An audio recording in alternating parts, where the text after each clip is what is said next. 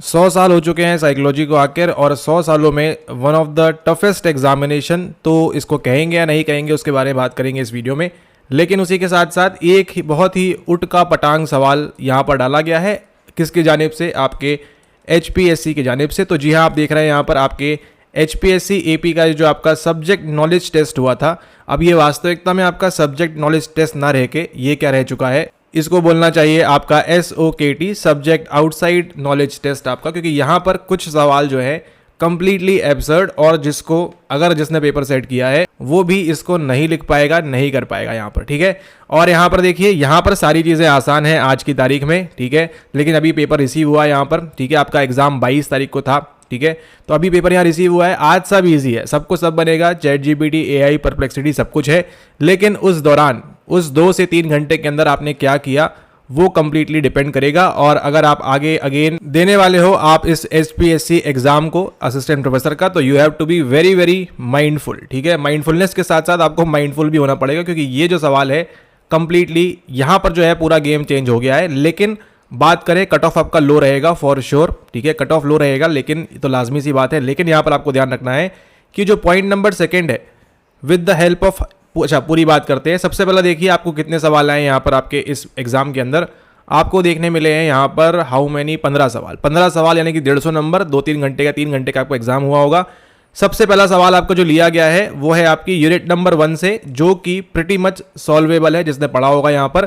Critically examine the psychological thought of major eastern system. तो eastern system में आपको जो है वेस्ट बिल्कुल भी इंक्लूड नहीं करना था, आपका बुद्धिज्म, जैनिज्म, जो जो आपको पता है माल मसाला, उसको आप यहाँ भर के 10 मार्क्स के लिए आप यहाँ पुटअप कर सकते थे। और क्या करना है, क्रिटिकली एग्जामिन करना है। तो जिन लोगों को ये मतलब नहीं पता क्रिटिकली एग्जामिन क्या होता है, उनके साथ थोड़ी सी दिक्कत आ सकती है। लेकिन यहां पर हम बात करें, ये था आपका मेजर ईस्टर्न सिस्टम के ऊपर, ये है आपका unit number 1 emergence of psychology का सवाल, जो बहुत हद तक सॉल्वेबल है। बहुत हद तक इन द सेंस, जब आप पूरे 15 को देखोगे तो आपको लगेगा yes it is pretty much doable. तो अगर आपने किया है इसको अच्छी बात है, नहीं किया है तो कोई बात नहीं। यहां तक कहानी ठीक थी, ठीक है, यहां तक कहानी ठीक थी। लेकिन गेम पूरा चेंज कहां होता है, गेम पूरा चेंज होता है आपकी यूनिट नंबर 2 रिसर्च मेथड्स के अंदर। रिसर्च मेथड्स में आपका जो है उनको और कोई टॉपिक नहीं मिला। मिला तो क्या मिला, मिला आपका यहां पर पॉइंट बाय सीरियल कोरिलेशन, उसके ऊपर भी डिस्क्राइब कैलकुलेशंस, मतलब आपको जो है 3 लेके आपको जो है कैलकुलेट करना है यहां पर पॉइंट बाय सीरियल के लिए, with the help of hypothetical data, ठीक है। तो हाइपोथेटिकल डेटा भी आपको अपने मन से लेना है। तो सबसे पहले आपको जो है मालूम होना चाहिए यहाँ पर किसके बारे में, वो है पॉइंट बाय सीरियल कोरिलेशन के बारे में, कि आपका जो RPB निकलेगा ये किस प्रकार से निकलता है, क्या सारी चीजें होती है, कितने वेरिएबल रहते हैं, ठीक है। लेकिन एग्जाम टाइम में आप यहाँ हाइपोथेटिकल डेटा किस प्रकार से लाएंगे, वो भी एक सवाल है यहाँ पर, ठीक है। और ये जो है आपका सवाल थोड़ा सा कैसा हो चुका है आपका यहाँ पर, ये वाला सवाल आपका थोड़ा सा न्यूमेरिकल बेस हो चुका है। मतलब इसमें आपको कोवेरियंस वगैरह निकालना है, वेरिएबल वगैरह आप लोगे, एंड देन आपको खुद से ही मन का डेटा बनाना है आपको, ठीक है। 10, 20, 5 कितने, एटलीस्ट 10 लोग तो लेना पड़ेंगे आपको। तो ये क्या है, केवल आपका टाइम किलिंग के लिए सवाल दिया था आपको ये वाला। तो अगर आपने समझदारी से इसको एटलीस्ट कुछ पॉइंट ऑफ टाइम के लिए लीव कर दिया, आप आगे बढ़ गए, तो आपको बेनिफिट होगा। एल्स अगर आपने यहाँ पर टाइम लगा दिया है काफ़ी ज़्यादा कैलकुलेट करने में, पूरा आपने 10 का बनाया यहाँ पर, और इसमें भी देखिए काफ़ी लोगों को बनना चाहिए, ठीक है, कि कैसे निकाला जाता है वो सब भी आपका, ये एक डिफिकल्ट सवाल है आपका, सवाल नंबर 2 यहाँ पर, ठीक है। और इसके बेस पे आपका कट ऑफ बिल्कुल भी जजमेंटल यहाँ पर नहीं रहने वाला है। इसके बेस पे आपका बिल्कुल भी जजमेंट नहीं होगा, क्योंकि यहाँ पर जो है मोस्ट ऑफ द पीपल, जितने भी बच्चों ने एग्जाम दिया है 300, 400, 500, ठीक है, अधिक से अधिक बच्चे जो है नंबर यहाँ पर लूज आउट करेंगे। और ये एक डिफिकल्ट सवाल है, ठीक है, वास्तविकता में डिफिकल्ट सवाल है। अगर हम भी बैठे हैं यहाँ पर, कोई भी बैठे यहाँ पर, इवन जिसने पेपर सेट किया है, भैया आप एग्जाम दे रहे हो, आपको 15 सवाल करने हैं, 150 नंबर, आपकी सरकारी नौकरी आपके हाथ में है आगे, ठीक है। तो उस सिचुएशन में आप कैसे बैठ के, भैया घर पे तो बैठे नहीं हो आप यहाँ पर, कैसे आप हाइपोथेटिकल डेटा बनाओगे, ठीक है।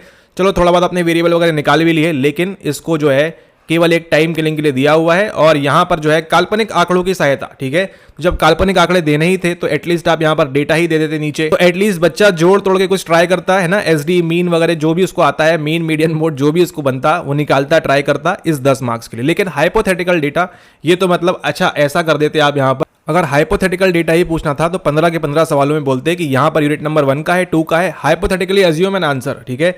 वो भी एक अच्छा ऑप्शन था HPSC के पास, लेकिन उन्होंने किया नहीं, ठीक है। वो होता तो ज्यादा बेहतर होता। लेकिन अब यहां देखिए अगला जो है, अगला सवाल कहां से है आपका, critically evaluate qualitative methods of research, ठीक है। तो अब यहां पर क्वालिटेटिव मेथड्स ऑफ रिसर्च क्या होती है, ये मालूम होना चाहिए आपकी। Which can be best suited to study suicide ideation in adolescent. ठीक है, तो आपका यहाँ पर developmental and research and then थोड़ा क्लिनिकल पोर्शन, सुसाइड वगैरह, डिप्रेशन वगैरह से लिंक करके आप इसको लिख सकते थे एग्जाम के अंदर। तो ये भी आपका प्रिटी मच डुएबल है। ठीक है, अगर आपने यूनिट नंबर 2 का ये सवाल देखा है उसके कंपैरिजन में आप भैया इसमें दिमाग लगा सकते हैं आराम से, क्योंकि ये सवाल तो आपने करना नहीं है और ये डिफिकल्ट सवाल है ये वाला। ठीक है, इसको कैसे कोई कर सकता है, मतलब पॉसिबल नहीं है। आप आज भी लिखने बैठोगे तो पॉसिबल नहीं है यहाँ पर कि आप 10 मिनट के अंदर 20 मिनट के अंदर आप इसको बना पाओ पूरा का पूरा, अनटिल एंड अनलेस आपने रट के बैठा है। और अगर आप रट के बैठना चाहते हो अगली बार के लिए तो आप बिल्कुल आप करो, लेकिन अगली बार ये सवाल आएगा ही नहीं अगर एग्जाम हुआ तो। ठीक है, तो यहाँ पर कितनी सीट्स थी आपकी 85, और 85 में से आपकी जो है यहाँ पर वो लग रहा है भरने के मूड में नहीं है, इसलिए इस प्रकार के सवाल आपको दे रहे हैं यहाँ पर। सवाल नंबर 2 अगला देखिए, अगला है explain rational of reliability and validity, मतलब विश्वसनीयता तथा वैधता के तर्क को स्पष्ट कीजिए। ये क्या है, ये क्यों है, ये क्यों है। आपको बेसिकली यहाँ पर क्या करना है, तर्क करना है। रेशनल ऑफ रिलायबिलिटी ये नहीं बताना है as long as possible 10 number के लिए कि इसके अंदर कितना टाइप्स होता है, इसके अंदर कितना टाइप्स होता है, वो नहीं पूछ रहे हैं। व्हाट इज द रीजन, इसको हम क्यों यूज कर रहे हैं। व्हाट इज रिलायबिलिटी, वैलिडिटी, मतलब इसकी जो बेसिक डेफिनेशन है उसके ऊपर से उठा के आपने इस पे आंसर बनाना चाहिए आपको यहाँ पर। ठीक है, ओके। अगला सवाल देखते हैं ऑप्शन नंबर 5 का, सवाल नंबर 5 जो है आपका, इवेल्युएट की trends in intelligence enabled research with the help of examples. ठीक है, तो आपको बताना है यहाँ पर की ट्रेंड्स कौन से चल रहे हैं इंटेलिजेंस के ऊपर। अगर आपने रिसर्च से थोड़ा बहुत भी आप करंट से रिलेटेड हो तो आपको बनेगा ये, एल्स इसमें भी जो है आपकी यहाँ पर दाल नहीं गलनी है। With the help of examples, उदाहरणों सहित बुद्धिमत्ता सक्षम अनुसंधान, इंटेलिजेंस इनेबल्ड रिसर्च की प्रमुख प्रवृत्तियों का मूल्यांकन कीजिए। बहुत ही खराब प्रिंट में दिया हुआ है यहाँ पर 10 नंबर के लिए, तो ये भी कैसा सवाल है, आप इसको स्किप कर सकते हैं, उस टाइप का सवाल है यहाँ पर। अगला देखिए सवाल नंबर 6, what is the difference between sensation and perception. Again pretty much doable आपका। Describe depth perception with the help of experiments, तो यहाँ पे चिपक जाएगा आपका वीसी वाला, एलियनोर गिब्सन का। ठीक है, बड़ा ही आसान सा वहाँ पे इन्फेंट लग जाएगा आपका। आप बता दोगे कैसे सेंस कर रहे हो, कैसे परसीव कर रहे हो, बेसिक सवाल आपका। सवाल नंबर 6 यहाँ पर। ठीक है, संवेदना और धारणा में क्या अंतर है। प्रयोगों की सहायता से, अगर विजुअल क्लिप नहीं मेंशन किया है तो इट इज़ वेरी डिफिकल्ट कि आपको यहाँ पर 10 नंबर में से अच्छे नंबर मिलेंगे, क्योंकि ये सवाल जो है ये आपको सीधा उठा के डेफिनेशंस एंड वो सब पुटअप करना है, यहाँ पर आपको ये लिखना है। ठीक है, ओके। अगला सवाल है what is signal detection, why is it important. आपका विजिलेंस लग जाएगा यहाँ पर, and how can it be applied. ठीक है, कैसे आप इसको अप्लाई कर सकते हो। आपका जो रडार वगैरह है उसके बारे में आप थोड़ा बहुत इन्फॉर्म कर सकते हो based on your interpretation. Signal detection क्या है वो पूछ रहे हैं आपसे, तो थोड़ा सा आप थ्योरी का रिलेट कर सकते हो यहाँ पर कि थ्योरी में ऐसा ऐसा है, ये है, बॉक्स बना दो वहाँ पर। यह क्यों महत्वपूर्ण है, इसका प्रयोग कैसे किया जा सकता है, how can it be applied. Again आपका यहाँ पर 10 मार्क्स के लिए। ठीक है, ओके। अगला सवाल है सवाल number 8, critically evaluate different types of metacognitive learners. Metacognitive learners पे सवाल है आपका 10 मार्क्स के लिए। ये भी आपका जो है विभिन्न प्रकार के मेटाकॉग्निटिव, अभी तक तो मेटाकॉग्निटिव नॉलेज इवैल्यूएशन वहीं तक बात चल रही थी, लेकिन एचपीएससी और आगे बढ़ गया है। शिक्षार्थियों का आलोचनात्मक मूल्यांकन कीजिए। ठीक है, मेटाकॉग्निटिव लर्नर्स कौन होते हैं वो एचपीएससी को पता है कौन से हैं मेटाकॉग्निटिव लर्नर्स, एंड उसके बेस पे आपको ये सवाल सॉल्व करने के लिए दिया है। अगर बात करें यहाँ पर सवाल नंबर 8, सवाल नंबर 5 और सवाल नंबर 2, ठीक है, ये आउट ऑफ द कंटेक्स्ट बिल्कुल ही बहुत ज़्यादा है। ठीक है, मतलब इसके लिए आप जो है 1 साल भी एचपीएससी तैयार करोगे आप तो आप नहीं कर पाओगे आंसर एग्जाम हॉल में। बाहर निकल के तो सब आसान है, लेकिन in the exam hall B very very realistic, it is not at all possible, अंग्रेजी में भी और हिंदी में भी। ओके, अगला है compare triguna and panchakosha theory of personality. ठीक है, तो आपको 150 मार्क्स में आपको सारे नहीं लिखना है, ये भी आपको आइडेंटिफाई करना है पैटर्न यहाँ पर। ठीक है, आप 150 में 150 पूरा ज्ञान पटकने के लिए नहीं गए हो, वहाँ पर आप गए हो सेलेक्टिव चीज़ों को करने के लिए। एज यू नो सब्जेक्टिव है आपका, तो जो वेरी मच डुएबल क्वेश्चंस है, कंपेयर त्रिगुण करना है, भगवद गीता का रेफरेंस देना है, पंचकोश देना है, तैत्रीय उपनिषद का रेफरेंस देना है। ये दोनों ही आपका नेट का पीवाईक्यू है। थ्योरीज ऑफ पर्सनैलिटी से अटैच करके तो आपको बड़ा ही आसानी से बन जाएगा। इवन इसका रेफरेंस आपको एनसीईआरटी मिल जाएगा और स्टैंडर्ड बुक्स के अंदर मिल जाएगा। ये भी आपका प्रीटी मच डुएबल है। ठीक है, एज कंपेयर टू सवाल नंबर 2। ठीक है, हाइपोथेटिकल डेटा कहाँ, अच्छा देखो यहाँ एटलीस्ट बताया तो है कंपेयर त्रिगुण एंड पंचकोश। यहाँ भी लिख सकते थे compare Indian perspective theories of personality. अब क्या लिखेगा बच्चा बताइए, मतलब क्या लिखेगा, एटलीस्ट यहाँ बताया है उन्होंने आपको पंचकोश के बारे में, त्रिगुण के बारे में। तो एटलीस्ट आप इनके बीच में कंपेयर करके कि ये क्या बताता है आपको, ठीक है। राजस तामस के बारे में बता रहा है, किसके बारे में बता रहा है, सात्विक के बारे में, ठीक है। और पंचकोश में आपको कंपैरिजन करना है कि आपकी यहाँ पर शीत चल जाएगी, यहाँ पर क्या चल जाएगा, उसके बारे में, ठीक है। ओके, अगला सवाल देखिए। अगला सवाल आपको पूछा है, अच्छा आप क्या कर रहे हैं, ये कर रहे हैं आप HPSC का SKT सब्जेक्ट नॉलेज और SOKT भी आ जाएगा, इंक्लूड करेंगे यहाँ पर 2026 का पेपर जो हुआ था आपका 22 मार्च, ठीक है, आई गेस आपका यहाँ पर। एंड अभी यहाँ पर रिसेंटली किसी स्टूडेंट ने यहाँ पर पेपर भेजा है, तो लेकिन इसके पहले भी एक पेपर हुआ था, अगर आपके पास वो है तो उसको जरूर भेज दें आप यहाँ पर, ठीक है। कहाँ भेजेंगे आप, आपको नीचे मिल जाएगी मेल आईडी, तो आगे भी आपको उस पर बेस्ड कौन से सवाल आए थे वो भी देख लेंगे आपको, इसके पहले वाला जो आपका स्क्रीनिंग और स्क्रीनिंग टेस्ट हुआ था उसको लेकर, ठीक है। कि यहाँ पर तो जो है अड़े सिनेमा चल रहा है। यहाँ पर देखिए सवाल नंबर 10 में क्या बोल रहा है आपसे, design intervention program for emotional distress and instability in a person who has recently lost his job, ठीक है। तो अगर किसी ने रिसेंटली जॉब छोड़ी है, आपकी भी कभी छूटी होगी, तो आप किस प्रकार से इमोशनल डिस्ट्रेस में जा सकते हो, इंस्टेबिलिटीज किस प्रकार से हो सकती हैं, वो आपको लग जाएगा यहाँ पर सवाल। तो ये भी आप आंसर कर सकते हो। इंटरवेंशन प्रोग्राम कौन कौन से दे सकते हो, उसकी हेल्प कैसी होगी, हाल ही में अपनी नौकरी खो चुके व्यक्ति में भावनात्मक तनाव क्या आएगा, ठीक है, और अस्थिरता के लिए एक हस्तक्षेप कार्यक्रम तैयार कीजिए। तो आपको थोड़ा बहुत यहाँ पर इंटरवेंशन से सबके बारे में मालूम होगा तो आपके लिए इजी होगा, एल्स आप जो है यहाँ पर रेजिलियंस और PTG के बारे में यहाँ खेलते रह जाएंगे, ठीक है। उसको भी आप यहाँ मेंशन कर सकते हो, लेकिन 10 मार्क्स के लिए, क्योंकि आपको आएगा नहीं तो आप ये कर पाओगे यहाँ पर, ठीक है। ओके, अगला सवाल देखो, ये भी आपका डुएबल सवाल है। With the help of theoretical models explain effects of social loafing in the work place. तो सोशल लोफिंग के संबंध में आपको बताना है सैद्धांतिक मॉडलों की सहायता से। तो आपका यहाँ पर चिपक जाएगा किसका, आपका डार्लिन लटाने और वो सब जो है आपके इरविंग जानिस वगैरह, ठीक है, देख लीजिएगा कौन है वहाँ पर। तो उनके जो आप मॉडल की सहायता से कार्यस्थल में सामाजिक आलस्य के प्रभाव को स्पष्ट कीजिए। रिलेट करना है, आपका अप्लाइड बेस है सवाल यहाँ पर, ठीक है। ओके, अगला देखिए, discuss application of classic social psychology principles in clinical research. Clinical अनुसंधान में शास्त्रीय सामाजिक मनोविज्ञान। तो यूनिट नंबर 9 चिपक गई है। यूनिट नंबर 8 से सवाल है आपका, सिद्धांतों के अनुप्रयोग पर चर्चा कीजिए। अगेन आपका जो है यहाँ पर क्लासिक सोशल साइकोलॉजी प्रिंसिपल। अब ये कौन कौन से होते हैं ये आपको यहाँ पर फाइंड आउट करना है, ठीक है। कौन से हो सकते हैं क्लासिक सोशल साइकोलॉजी प्रिंसिपल्स। तो अगेन ये सवाल है आपका, थोड़ा सा ये जा रहा है SOKT की तरफ। ओके, अगला देखिए, describe the impact of hampered linguistic development on social adjustment of a child. बच्चे के भाषाई विकास में बाधा का उसके सामाजिक समायोजन पर पड़ने वाले प्रभाव का वर्णन कीजिए। तो इसके लिए आपको जो है LED लगना चाहिए यहाँ पर, ठीक है।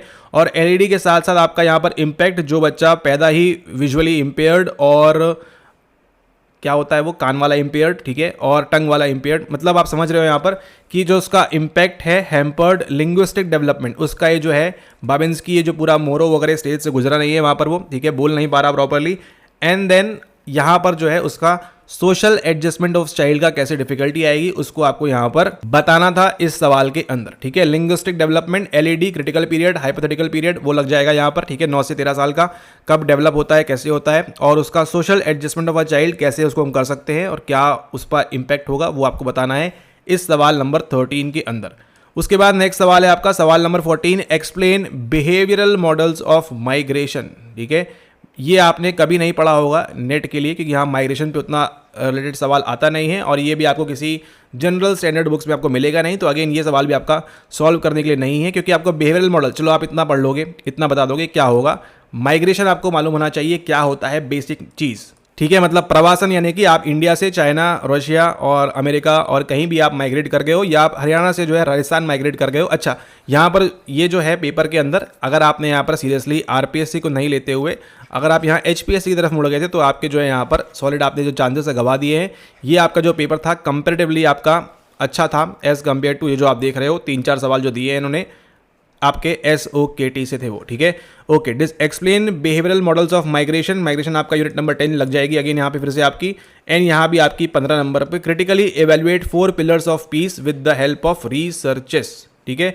तो कौन कौन से 4 पिलर्स ऑफ पीस हैं, अगर आपको बनते हैं तो ठीक है, with the help of researches बतानी है तो अगेन आपका यहाँ पर नंबर ऐड हो जाएगा। अनुसंधानों की सहायता से शांति के 4 स्तंभों का आलोचनात्मक मूल्यांकन कीजिए, ठीक है, तो इसके अंदर आप क्या कर सकते हो, अगर आपने पीस साइकोलॉजी पढ़ी हुई है तो उसके बारे में बता दोगे, शांति स्थापित करने के लिए क्या क्या चीज़ें हैं, ठीक है, और रिसर्चेस में क्या चल रहा है। तो अगेन ये वैसा टॉपिक है जो कोई भी प्रिपेयर करके बहुत ही रेयरेस्ट और रेयरेस्ट सिनेरियो में आप गए होंगे, ठीक है। आपने थोड़ा बहुत जाना होगा पीस साइकोलॉजी कैसे होती है, इंडिविजुअल कैसे में हेल्प हो सकता है, कहीं बम वगैरह फट गया, कहीं कुछ हो गया तो आप कैसे हेल्प कर पाओगे, ठीक है, कैसे वॉर है, कॉन्फ्लिक्ट है, वो लिंक होगा आपका अगेन सोशल साइकोलॉजी से। लेकिन यहाँ पर भी ये जो सवाल है आपका SOKT, ठीक है, क्योंकि यहाँ पे आपने इसको प्रिपेयर नहीं किया, ठीक है। तो ये थे आपके 15 सवाल। 10 नंबर के लिए कितने फेज आउट होते हैं यहाँ पर, 15 सवाल, 1 मिनट, 15 सवाल इंटू 10 नंबर्स होते हैं आपके 150 मार्क्स, ठीक है। तो 150 मार्क्स में से आपके जो सिंपल डुएबल थे पहले हम उनको देखते हैं, और फिर जो आउट ऑफ कंटेक्स्ट मतलब हाइपोथेटिकल डेटा दे दिया आपने, ठीक है, हाइपोथेटिकल डेटा दे दिया है और उसके बारे में बात करेंगे। तो यहाँ पर देखिए स्टार्टिंग से आते हैं। सबसे पहले critically examine the psychological thought of major eastern system, ये 10 नंबर आपको बनने चाहिए थे, ठीक है। ये आसान और आज की बात नहीं है, ये आपने पढ़ा हुआ है, ये आपको बनना चाहिए था यहाँ पर 10 मार्क्स के लिए, ठीक है। इसको हम फेज आउट करते हैं, इसको रूल आउट करते हैं। फिर आपका आता है यहाँ पर critically evaluate qualitative methods of research which can be best suited to study suicide ideation in adolescent, यहाँ पर भी आपको ये बनना चाहिए। आपको दो चीज़ें लिंक कराई यहाँ पर, सुसाइड आइडिएशन इन एडोलसेंट्स क्यों आएगा यहाँ पर, थोड़ा सा क्लिनिकल पोर्शन आपका यहाँ पर, एंड देन उसके लिए आपके पास कौन कौन सी क्वालिटेटिव मेथड्स ऑफ रिसर्च हो सकती हैं, सर्वे होगा, केस स्टडी होगी, डेटा लोगे, SPSS करोगे, आर मारोगे, वो आपको देखना है क्या करोगे वहाँ पर, ठीक है। तो इसके लिए आपको बनना चाहिए, ये आपको पढ़ा हुआ होना चाहिए यहाँ पर, ठीक है। ये बनना चाहिए, 1 बनना चाहिए, 3 बनना चाहिए। देन आपका 4 आपको बनना चाहिए यहाँ पर explain rational of reliability and validity, वैधता के तर्क को स्पष्ट कीजिए, हम क्यों यूज़ कर रहे हैं किसी भी हम टेस्ट के अंदर, ठीक है। इसका कंसेप्ट क्या है, इसका कंसेप्ट क्या है। तो 3 सवाल यानी 30 मार्क्स अभी तक आपके यहाँ पर है। देन आपका इवेल्युएट की ट्रेंड्स, कोई इसमें दिमाग लगाने की आवश्यकता नहीं है। ये देखो आपको 40 नंबर आपको आसानी से फेंका यहाँ पर उन्होंने। What is the difference between sensation and perception, 2 unit से एक सवाल पूछ। आप देखो यहाँ पर यूनिट नंबर 4 कंप्लीटली नदारद है आपकी यहाँ पर, ठीक है। यूनिट नंबर 4 कंप्लीटली नदारद है, आपको एक सवाल नहीं देखने मिला आपको, ना आपको न्यूक्लियस मिला, ना आपको DNA मिला, ना आपको RNA मिला, ना आपको माइलिन शीट मिली, ना आपको कुछ जो भी है आपका, ना मोटिवेशन भी नहीं है ना, 1 मिनट देखें यहाँ पर, मोटिवेशन भी नहीं चिपकाया हुआ है। पर्सनैलिटी दी हुई है आपको यहाँ, लेकिन यहाँ देखो कुछ भी नहीं दिया हुआ है, ना आपको मोटिवेशन दिया हुआ है, ना आपको स्ट्रेस वगैरह दिया हुआ है। एटलीस्ट उतना ही पूछ लेते आप तो बच्चा लिख के आता कम से कम, ठीक है। लेकिन आप क्या पूछ रहे हो, आप पूछ रहे हो मेटा कॉग्निटिव लर्नर्स, कोई बात नहीं, आगे और सीखेगा बच्चा, ठीक है। आगे आप और कोई नया सवाल देंगे, ठीक है। तो what is the difference between sensation perception, कितने हो चुके आपके 40 मार्क्स है ना, 40 मार्क्स यहाँ पर ये छोड़ दिया हमने, ये वाला छोड़ दिया, 6 में से 2 गए, 40 मार्क्स, ओके। फिर अगेन आपका यहाँ 50 marks, what is signal detection, तो बताना है आपको यहाँ पर, विजिलेंस लग जाएगा, why is it important, how can it be applied, तो आपको तीनों चीज़ें पूछ ली हैं इसके बारे में। SD के बारे में क्यों इंपॉर्टेंट है, वो ज़रूरी क्यों है, वो भी बताना है आपको। एल्स पायलट क्या करेगा, प्लेन क्रैश करा देगा। And how can it be applied, कैसे अप्लाई कर सकते हो, रडार वगैरह, वो सब चीज़ें आपकी यहाँ पर लग जाएंगी अगेन। तो ये आपका 50 मार्क्स, ठीक है, 50 मार्क्स अगेन। फिर critically evaluate different types of Meta cognitive learners, कोई इसमें एक्स्ट्रा नहीं करना है यहाँ पर। फिर आपका यहाँ पर 50 हो चुके हैं, अब 60 marks. Compare triguna and panchakosha theory of personality, ये आपका है 60 नंबर यहाँ पर, ठीक है। 60 नंबर तो आपको यहाँ पर करने के लिए दिया है उन्होंने एग्जाम के अंदर। फिर आपका है describe intervention program for emotional distress and instability in a person who has recently lost his job, ये भी आपको बनना चाहिए 70 मार्क्स के लिए, ठीक है। 70 मार्क्स यहाँ पर हो चुके हैं। फिर आपका यहाँ पर with the help of theoretical models, ये आपका 80 मार्क्स यहाँ पर, 80 मार्क्स आपका डुएबल दिया है HPSC ने यहाँ पर, कि भैया जो थोड़ा बहुत ही पढ़ के आया है, थोड़ा बहुत नहीं, अच्छा खासा पढ़ना है इसके लिए भी, 80 मार्क्स के लिए भी। ऐसा नहीं है कि आप उठ के आ जाएंगे और आपको बन जाएगा, ऐसा नहीं है, आपको दिमाग लगाना पड़ेगा 80 नंबर के लिए। फिर discuss application of classical social psychology principle in clinical research, तो यहाँ पर अगर हम बात करें तो आप कुछ दिमाग लगा सकते हो इसके अंदर, लेकिन फिर भी उतना डुएबल नहीं है एग्जाम हॉल के अंदर, ठीक है। रियलिस्टिकली बात करते हैं, डुएबल नहीं है, अभी तक आप 80 पे हो। फिर आपका है describe the impact of hampered linguistic development on social adjustment, ये आपका डुएबल हो सकता है, क्योंकि आप इतना ऊपर के सवाल लगा रहे हो तो ये आपको बनना चाहिए, ठीक है। उसके पर्सपेक्टिव में बोल रहे हैं यहाँ पर, ठीक है। अब कुछ भी नहीं पढ़ा है, आप केवल ये सब पढ़ के गए हो सिंपल चीज़ें, तो आपको ऑब्वियसली बातें नहीं बनेगा, ठीक है।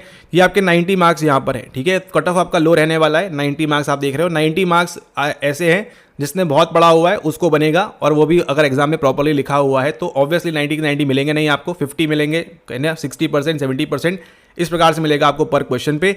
Then explain behavioural models of migration, migration थोड़ा एक्सप्लेन कर दोगे आप, और कैसे रिलेट करोगे यहाँ पर वो डिपेंड करता है सब्जेक्टिव पर्सपेक्टिव के ऊपर अपना अपना, ठीक है। ये कंप्लीटली डिपेंड करता है, लेकिन एग्जाम में आप इस 90 मार्क्स को पकड़ने जाओगे या फिर जो बाकी के आपके यहाँ पर 60 मार्क्स छूट रहे हैं उनके लिए। देन आपका आ रहा है critically evaluate 4 pillars of peace with the help of researches, ठीक है। तो ये भी आपका जो है नॉट सॉल्वेबल है। 14-15 इसको नहीं करना है। 90 मार्क्स आपका जो कट ऑफ है वो डिसाइड होगा ऑन द बेसिस ऑफ आपके 90 मार्क्स पे यहाँ पर, ठीक है। अब ऐसा नहीं है कि बाकी लोगों ने आंसर लिखा नहीं होगा, लिखे होंगे आंसर आपने इसके ऊपर भी, जो जो जैसा जैसा समझ थी आपकी, ठीक है, उसके अकॉर्डिंग। तो हो सकता है ये ऊपर भी चला जाए, लेकिन बहुत not the most likeliest of scenario यहाँ पर। तो इसको आपने ध्यान रखना है। आंसर भी कैसे लिखा है आपने, ठीक है। अब बनना तो चाहिए आपको, लेकिन उसमें कैसा बन रहा है। अब ये सवाल जो है आपका completely one of the most difficult सवाल है, और इसको सॉल्व करना पॉसिबल नहीं है इवन आज की तारीख में भी, ठीक है।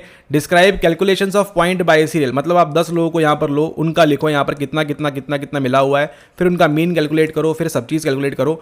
एटलीस्ट अगर यहाँ डेटा होता या डाटा होता यहाँ पर, तो डाटा के साथ आप जो है थोड़ा बहुत खेल सकते थे वहाँ पर, कुछ ना कुछ तो, मतलब इसके कंपैरिजन में आप उससे बेहतर ही करते। अगर नीचे तीसरे पन्ने के अंदर 2 ही पेज दिए हैं पैसा पेज बचाने के लिए, तो अगर डेटा भी दिया होता है, डाटा भी दिया होता, तो आपको यहाँ बनता। लेकिन अब जो बच्चा इतना वैसे ही पैनिक में है, वो एग्जाम दे रहा है, 15 सवाल, उसकी नौकरी आके खतरे में है, तो वो जो है पॉसिबल नहीं है। इसमें आप जो है गड़बड़ी करोगे, ठीक है। पॉइंट बाय सीरियल कोरिलेशन अगली बार पूछेगा आपसे। रिग्रेशन के बारे में तैयार रहना है, ठीक है। वो डेटा भी आपको बिठा के जाना दिमाग के अंदर, ठीक है। और ये हो गया आपका सवाल जो कंप्लीटली नॉट डुएबल था। सेकंड हो गया आपका, फिर आपका फोर्थ नहीं, फिर आपका फिफ्थ वाला हो गया यहाँ पर। अभी डिपेंड करता है अगर आपने कुछ पढ़ा हुआ है रिसेंट ट्रेंड के आधार पर, ये वो। लेकिन जो हम बात करें बेसिकली 90 मार्क्स के ऊपर डिपेंड करता है। How well you have done in this 90 marks, आपने इस 90 मार्क्स के लिए कितना अच्छे से किया हुआ है, वो डिसाइड करेगा कि वेदर और नॉट आप क्वालिफाई करेंगे या नहीं करेंगे, ठीक है। तो आप देखो 150 में से 90 मार्क्स ही केवल जो है रियलिस्टिकली डुएबल है एग्जाम हॉल में आपकी पढ़ाई के बाद में, ठीक है। बाकी में आप जो है लगा सकते हो दिमाग अपना एक्स्ट्रा जो भी है आपके साथ में, ठीक है। लेकिन उसमें आप नंबर स्कोर करोगे हाई और स्कोरिंग एरियाज है, वो ऐसी बात नहीं, ठीक है। उसमें आपका लक, आपको चीज़ क्लिक कर गई, आपने एग्जाम के दिन क्या पहले क्या पढ़ा हुआ है, वो सब डिपेंड करता है यहाँ पर।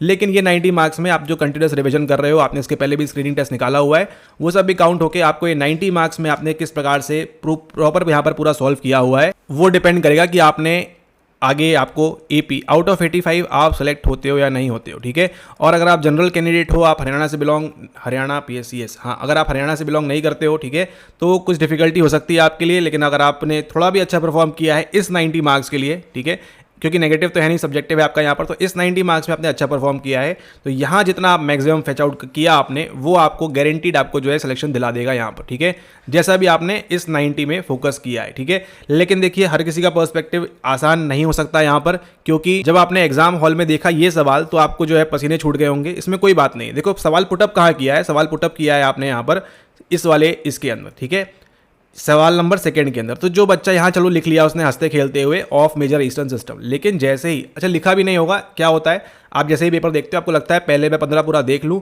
क्या क्या इन्होंने दिया हुआ है, ठीक है, कितना आपको दिमाग लगाना है, आप ये सोचते हो। ये आपका वो तो नहीं है, नेट का एग्जाम तो नहीं है कि आप MCQ मारा चले गए, आप पहले पूरे 15 देखते हो, ठीक है। यहाँ पे आपकी जो है गाड़ी, आप जो मैच हारे वो पिक्चर देखी होगी आपने, तो यहाँ पर आपकी जो है गाड़ी डगमगाई होगी। Describe calculations of point by serial correlation आपको लगा होगा ये क्या पूछ लिया है हमसे, ठीक है। तो यहाँ से देखो, यहाँ से आगे के जो 9 क्वेश्चंस है वो बिल्कुल ही आपको नहीं बनेंगे वहां भी, ठीक है। 9 क्वेश्चंस डुएबल है वो आज की तारीख में, ठीक है। इसको आराम से बैठ के आप सोचोगे तो बनेगा आपसे, लेकिन एग्जाम में भी बनता, थोड़ा पढ़ना चाहिए। लेकिन आप देखो यहाँ पर उस साइकोलॉजी की बात करेंगे, जो विद्यार्थी वहां बैठा हुआ है, जैसे ही वो सवाल को देखेगा, आगे कितना भी आसान सवाल हो, यहाँ पर वो दिक्कत करेगा, वो यहाँ पर गारंटीड लिख कर आएगा रिलायबिलिटी कितने प्रकार की होती है और क्या होती है और क्या क्या चीज़ें इसके अंदर हो रही है, ठीक है। और फिर ऐसे ही करते करते आगे फिर ये पास, आप देखो कितना ब्यूटीफुली पुटअप किया हुआ है, ठीक है। एक सवाल दिया, उसके बाद डिफिकल्ट सवाल, यहाँ पसीने छूटेंगे, फिर 2 दिया, फिर पसीने छूटेंगे, फिर 2 दिया, फिर पसीने छूटेंगे। नंबर 8 पे आप देखो पैटर्न बस देखो, फिर ठीक है, फिर 2 दिया, फिर यहाँ पर थोड़ा सा 3 दे दिया उन्होंने, 3-4 दे दिया है, फिर यहाँ पसीने छुटा दिए आपको आखिरी के 1-2 सवालों के अंदर और, ठीक है। तो इस प्रकार से पेपर सेट किया है ताकि बच्चा जो है प्रॉपरली एक फ्रेम ऑफ माइंड से एग्जाम ना दे पाए कि हाँ मुझे आ रहा है, बन रहा है, ठीक है। उसके दिमाग के अंदर कॉन्स्टेंटली ये रहे कि अच्छा इसको भी तो डील करना है, आगे वाले जो सवाल हैं उनको भी यहाँ पर डील करना है। तो आप देख रहे हो यहाँ पर आपके HPSC SKT 2026 का एनालिसिस। आई होप आपको पसंद आया होगा एंड आपने कुछ सीखा होगा, देखा होगा, अगर आप आगे एग्जाम देने वाले हो तो। और इसका जो आपको सिलेबस से, अच्छा यहाँ पर देखो आपके सिलेबस से कौन कौन से यूनिट से नहीं पूछा हुआ है सवाल, उसके बारे में बात करते हैं। तो देखो आपकी यहाँ पर यूनिट नंबर 4 जो है आपकी यहाँ पर बायोलॉजिकल बेसिस ऑफ बिहेवियर, वहां से आपको सवाल नहीं पूछा है, ठीक है। अच्छा, आप एक काम करें, इसके पहले जो आपका स्क्रीनिंग टेस्ट हुआ था उसका अगर क्यूपी आपके पास है यानी क्वेश्चन पेपर आपके पास है, तो आप इस दिए गए मेल आईडी पे आप जो है, या व्हाट्सएप भी कर सकते हो वैसे तो, लेकिन इस मेल आईडी पे आप कर दोगे तो वहां पे जो है इसकी आपकी जो स्क्रीनिंग टेस्ट है उसकी भी वीडियो देखेंगे। यहाँ पर आपकी किस प्रकार सवाल आया था, क्या वहाँ पर आपका बायोलॉजिकल बेसिस डोमिनेंट था या नहीं था। तो अगर आपके पास स्क्रीनिंग पेपर है तो उसको आप भेज देंगे इस मेल आईडी के ऊपर, आप डिस्क्रिप्शन भी चेक कर लीजिएगा, वहाँ भी आपको मिल जाएगा, ठीक है। तो यहाँ पर देखो आप यूनिट नंबर 4 से आपको बायोलॉजिकल बेसिस से आपको सवाल एक भी नहीं देखने मिला ना उन्होंने। अच्छा, अगर ये सेकंड सवाल की जगह या मेटाकॉग्निटिव लर्नर्स की जगह ये आपका यूनिट नंबर 6 लग गई यहाँ पर, इसकी जगह अगर ये भी पूछा होता कि चलो आप एक्शन पोटेंशियल की वर्किंग ही बता दो, तो एटलीस्ट बच्चा 10 नंबर में अच्छा खासा लिखता, उसको बनता है यहाँ पर, ठीक है। लेकिन हाइपोथेटिकल डेटा कैसे बना सकता है वो, ठीक है, थ्योरी का बना सकता है, लेकिन स्टैटिस्टिक्स का या डेटा का आपका हाइपोथेटिकल बनाना बहुत ही रेयर सिनेरियो है, ठीक है। लेकिन उसके लिए भी किया जा सकता है, हर किसी को 1-1-1 अलॉट कर दो, लेकिन स्टिल वो जो है डेटा प्रॉपर नहीं रहेगा एंड उसमें भी नंबर आपको नहीं मिलेंगे, ठीक है। लेकिन ये एग्जाम में इतना दिमाग काम नहीं करता है टू बी ऑनेस्ट। तो आप यहाँ देखें, यूनिट नंबर 4 आपकी नहीं पूछा है, टेस्टिंग से आपको पूछा हुआ है क्या, साइकोलॉजिकल टेस्टिंग, हाँ, रिलायबिलिटी वेलिटी वाला लग चुका है। यूनिट नंबर 1 से आपको सवाल पूछा है, सेकंड से पूछा है, 4th आपका नहीं पूछा है, 5th से आपको पूछा है, 6 से पूछा है, 7 से पूछा है, पर्सनैलिटी लग गया आपका त्रिगुण थ्योरी वाला। अच्छा देखिए, लिंक किया है कहाँ से, यूनिट नंबर 1 के साथ में, ठीक है। तो त्रिगुणा थ्योरी और पंचकोश आपका यूनिट नंबर 1 में आता है, तो टेक्निकली यूनिट नंबर 7 पूछे ही नहीं है। पर्सनैलिटी आपका ट्रेट अप्रोच और आपकी जो भी टाइप अप्रोच, ठीक है, वो यहाँ कुछ भी नहीं पूछा हुआ है। एंड तो यूनिट नंबर 7 भी नहीं पूछी हुई है आपको, स्ट्रेस कोपिंग वगैरह वो भी नहीं पूछा है, ठीक है। एंड देन बात करें, और आपका यूनिट नंबर 8 में सोशल साइकोलॉजी पूछ ली है।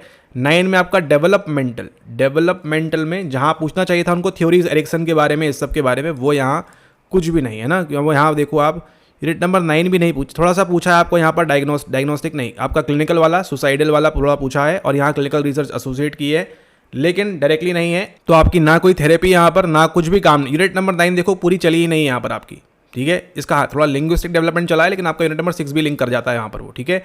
तो एज सच जैसा यूनिट नंबर 9 से पूछना चाहिए था वो कुछ भी नहीं पूछा, ना एरिक बर्न पूछा है, ना आपसे कोई थेरेपी पूछी है, ना इवन सीसीपी भी पूछ लिया होता तो बच्चा लिख के आता वहाँ पर।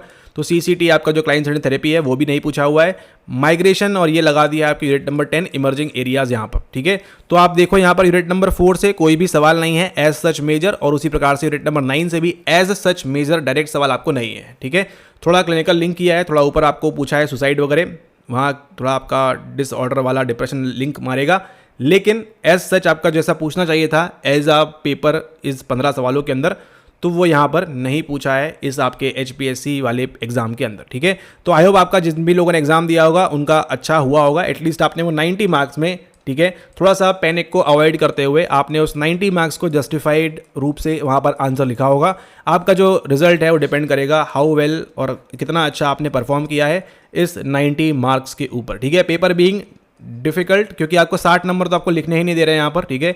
60 नंबर में आपको कोई स्कोप ही नहीं है कि आप लिखोगे एग्जाम हॉल के अंदर, ठीक है। कोई चांस नहीं है 60 नंबर के लिए, कोई भी चांस नहीं है 60 नंबर के लिए। हाँ, थोड़ा सा आपने पढ़ा है, लक है आपका, और आपने उस दिन 1-2 दिन एग्जाम से पहले पढ़ लिया है तो वो आप कर पाओगे, लेकिन 60 नंबर में आपके पूरे हाथ बंधे हुए हैं, ठीक है। लेकिन इस 90 मार्क्स में आपको यहाँ पर हाथ खोलने का पूरा मौका था। तो इस 90 मार्क्स के अकॉर्डिंग आप देखिए कट ऑफ वगैरह आएगा वेबसाइट पे, तो उसको आप जरूर अपडेट करिएगा। एंड आपका जो स्क्रीनिंग का पेपर हुआ था उसको आप जरूर भेज दें, ताकि अगर आप चाहते हैं इसी प्रकार से वीडियो आपकी उसके ऊपर भी, आपके पेपर के ऊपर, तो वो भी यहाँ पर जरूर मिलेगी आपको, ठीक है। तो अगर आप अगली बार के लिए प्रिपेयर कर रहे हो, जब भी वैकेंसी आएगी टू बी नोटिफाइड सून, ठीक है, 27 में हो सकता है, 28 में हो सकता है, क्योंकि यहाँ पर पूरी की पूरी फिल आउट होगी सीट, वो भी देखना जो है काफ़ी इंटरेस्टिंग रहेगा। एंड उसी के साथ अगर आप आगे के लिए प्रिपेयर कर रहे हो तो ये है आपका PYQ, आपका सब्जेक्ट नॉलेज का, ठीक है। स्क्रीनिंग का कोई ना कोई बच्चा यहाँ भेज देगा, उसको भी आपको यहाँ आगे के लिए आप देख लीजिएगा, आपको उसकी हेल्प यहाँ पर हो जाएगी, ठीक है। तो ये था आपका पेपर का एनालिसिस, ये था आपका HPSC SKT 2026। आई होप आपने 90 मार्क्स में अच्छा परफॉर्म किया होगा। आप देखिएगा 90 मार्क्स भी जो है आपको यहाँ पर किस प्रकार से आप आगे नौकरी पाएंगे या नहीं पाएंगे, ये जो आपके 90 मार्क्स हैं ये आपका काफ़ी ज़्यादा यहाँ पर रोल प्ले करेंगे, ठीक है। ओके, एंड सब्जेक्टिव है यहाँ पर, तो आई गेस वो कट ऑफ देंगे नहीं देंगे इन द रेयरेस्ट सिनेरियो, अगर किस दिया है कि सब्जेक्ट है तो जरूर बताइएगा नीचे कमेंट में यहाँ पर, लेकिन देंगे नहीं, वैसे सीधा आपका रिजल्ट आएगा और सीधा रोल नंबर आएगा, ठीक है। तो आपका जो भी मार्क्स है शायद आपको मालूम नहीं पड़े, शायद, लेकिन अगर दे रहे हैं HPSC वाले यहाँ पर अदर एग्जाम्स के लिए, तो यहाँ प्लीज़ आप नीचे कमेंट जरूर कर दें कि यस आपका कट ऑफ वगैरह बताया जाता है। एंड बाकी फिर बात करेंगे हम आने वाले वीडियो में, ठीक है। तो आप देख रहे हैं यहाँ पर इस चैनल को, अगर सब्सक्राइब नहीं किया है तो ज़रूर कर लें आगे इसी प्रकार से HPSC रिलेटेड वीडियो देखने के लिए। और जल्दी मुलाकात होगी आपसे नेक्स्ट वीडियो में, हम बात करेंगे आपका स्क्रीनिंग टेस्ट का जो पेपर हुआ था, जैसे ही वो पेपर मिल जाता है तो उसको भी हम देखेंगे आगे कि किस प्रकार से आया था, क्या वहाँ पर यूनिट नंबर 4 और यूनिट नंबर 9 का डोमिनेंस था, ये भी देखने वाली बात होगी इंटरेस्टिंग। ठीक है, okay, thank you and have a nice day.